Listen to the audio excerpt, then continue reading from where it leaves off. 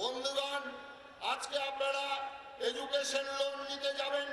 মুসলমান যদি education loan নিতে যায় তার ইন্টারেস্ট হলো 5%, আর আমার হিন্দু যুবক যদি এডুকেশন লোন নিতে যায় তার ইন্টারেস্ট হলো 12%। আজকে 50,000 টাকা থেকে 5 লক্ষ টাকা পর্যন্ত উইদাউট গ্যারেন্টি তাকে লোন দেওয়া হচ্ছে। প্রত্যেকটা জেলায় সংখ্যালঘু সেল করা হয়েছে। প্রত্যেকটা ব্যাংকে সংখ্যালঘুদের সুযোগ সুবিধা দেওয়ার জন্য তার একজন করে আধিকারিককে নিয়োগ করা হয়েছে।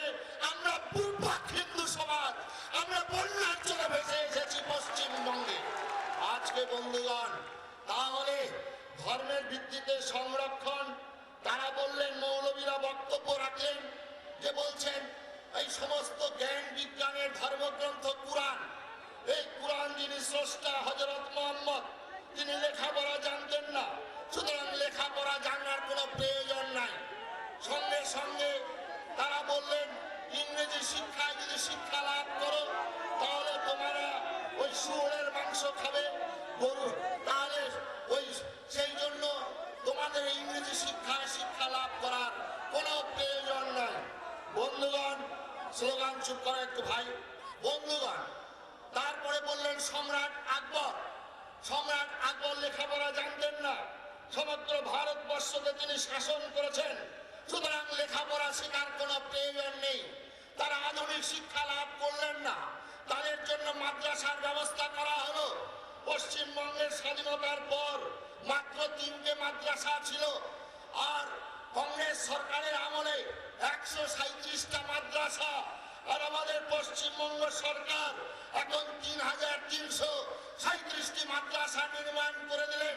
আর সেই মাদ্রাসা সম্পর্কে আমাদের মাননীয় বুদ্ধদেব ভট্টাচার্য মুখ্যমন্ত্রী, তিনি বলেছিলেন 2 বছর আগে এই মাদ্রাসা থেকে সব মৌলবাদ শিক্ষা হচ্ছে, এই মাদ্রাসার মাধ্যম দিয়ে জঙ্গি আন্দোলন হচ্ছে।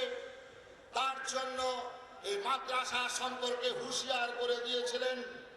আমরা ভারত সেবাশ্রম সংঘের পক্ষ থেকে আমি প্রদীপ্তানন্দজি মহারাজ, আমি লেটার প্যাডে মাননীয় মুখ্যমন্ত্রী বুদ্ধদেব ভট্টাচার্যকে ধন্যবাদ জানিয়ে বলেছিলাম, আপনি যদি পারেন মাননীয় ভট্টাচার্য মুখ্যমন্ত্রী মহোদয়, আপনি যদি পারেন ওই পশ্চিমবঙ্গ থেকে এই জঙ্গিবাদ, এই সন্ত্রাসবাদ, এই মৌলবাদের সৃষ্টি মাদ্রাসাগুলিকে গুড়িয়ে দেওয়ার জন্য।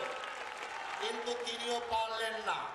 ওই মাদানি না পাদানি, উনি হুমকি দিলেন রায় কাছ থেকে টেনে নামাবেন, সঙ্গে সঙ্গে তিনিও আর পারলেন না। একবারে 90 ডিগ্রি অ্যাঙ্গেলে চিৎপাত হয়ে গেলেন, ডিগবাজি খেয়ে গেলেন। বন্ধুগণ, তাহলে ধর্মের ভিত্তিতে সংরক্ষণ কেন?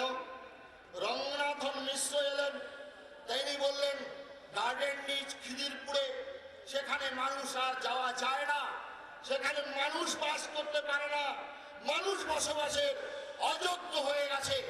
সঙ্গে সঙ্গে সঙ্গে সঙ্গে আমাদের রাজ্য সরকার, কেন্দ্রীয় সরকার কাঁদতে শুরু করলেন। তারা একবারও বললেন না যে ভারতবর্ষের আমাদের হিন্দুদের হাম দো হামারা দো ছিল, সেখান থেকে হাম দো হামারা এক হয়ে দিনের পর দিন সংখ্যা কমে যাচ্ছে। আর পাশাপাশি সেখানে হ্যাচারি থেকে হাঁস মুরগির মতো বেরিয়ে আসছে, সেটা কন্ট্রোল করার কথা বললেন না। মা বহিন, পেট কমে নাই খালি রাখো, পেদা করো আর ফায়দা লুটো। বন্ধুগণ, আজকে তাদের স্লোগান ছিল মোহ মে দেঙ্গে জাপান, লড়কে লেঙ্গে হিন্দুস্তান।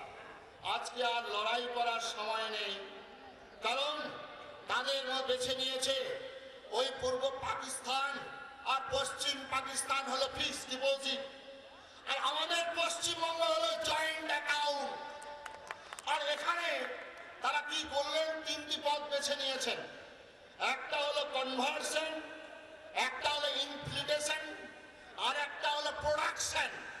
এই 3টির মাধ্যম দিয়ে তাদের জয়যাত্রা শুরু হয়েছে। বন্ধুগণ, তাই আজকের এই হিন্দু সংহতি সভায় যদি ভারত গৌরব রবিকে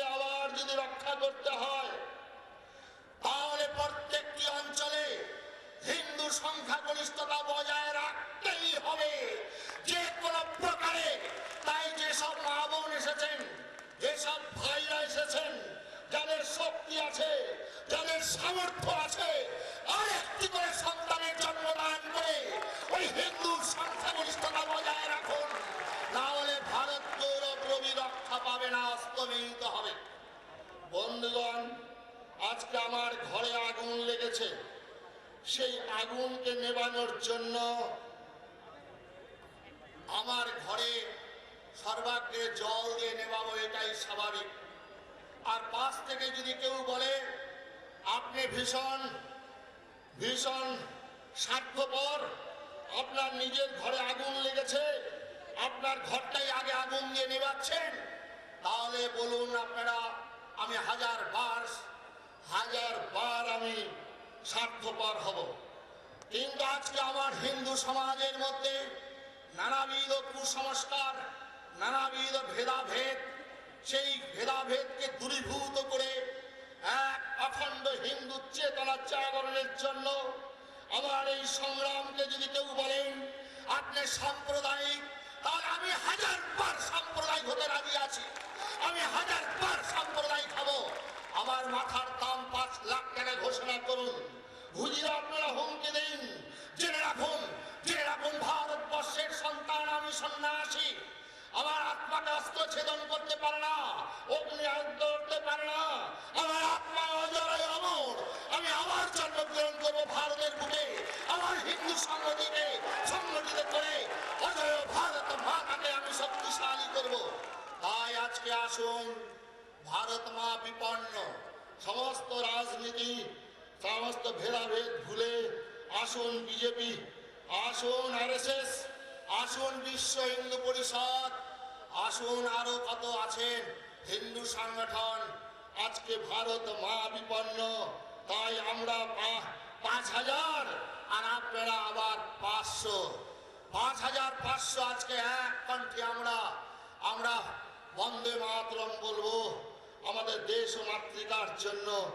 আবার ওই মুক্তির মন্দির সোপানো তলে কত প্রাণ হলো বলিদান, লেখা আছে অশ্রু জলে। ওই ফাঁসির মঞ্চে গেয়ে গেল যারা জীবনের জয়গান, 80 অলক্ষে দাঁড়ায়ছে তারা, দিবে কোন বলিদান। আজকে সেই বলি চাইছে মা, আজকে বলি চাইছে তার তাজা যুবক, ওই মৃত যুবকের নয়। তাই মায়ের সামনে বলি হয় ওই পাঠার আর ভেড়া।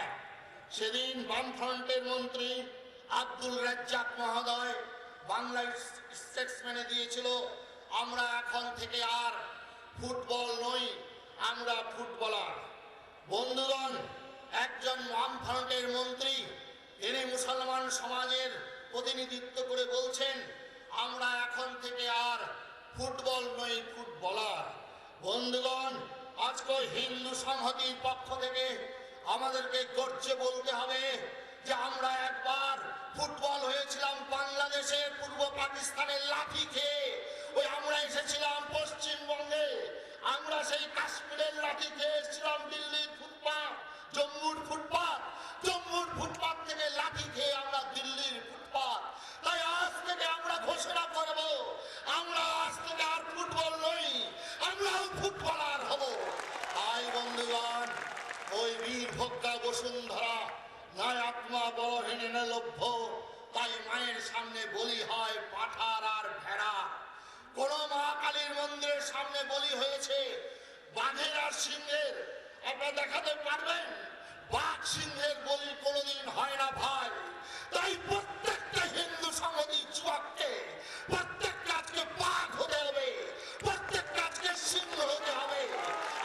আমরা ভেড়া নই, আমরা ছাগল নই, আমরা মায়ের কাছে বারবার বলি প্রদত্ত হব না। তাই সংঘ কবি গিয়েছিলেন, শুধু ফুলে পূজা নেব না তো এবার, তাকত নৈবেদ্য তাকতি মিনতি গানে, নৈবেদ্য দানে সংকল্প করিতে হইবে অসুর বদিবার, তবে হবে বিশ্ব মাঝে বাঁচিবার চির অধিকার। তাই ওই রবীন্দ্রনাথ, তিনি এত কবি, ভারত কবি, তিনিও শেষে কবিতা লিখছেন কত দুঃখ বেদনা নিয়ে। নাগিনীরা চারিদিকে ফেলেছে বিষাক্ত নিঃশ্বাস, শান্তি ললিত বাণী শুনাইবে ব্যর্থ পরিহাস। ওই দানবের সাথে সংগ্রামের তরে প্রস্তুত হতে হবে ঘরে ঘরে, প্রস্তুত হতে হবে ঘরে ঘরে, প্রস্তুত হতে হবে ঘরে ঘরে। দুর্গম গিরি কান্তার মরু দুস্তর পারাবার, লঙ্ঘিতে হবে রাত্রি নিশীতে। যাত্রীরা হুঁশিয়ার হুঁশিয়ার হুঁশিয়ার।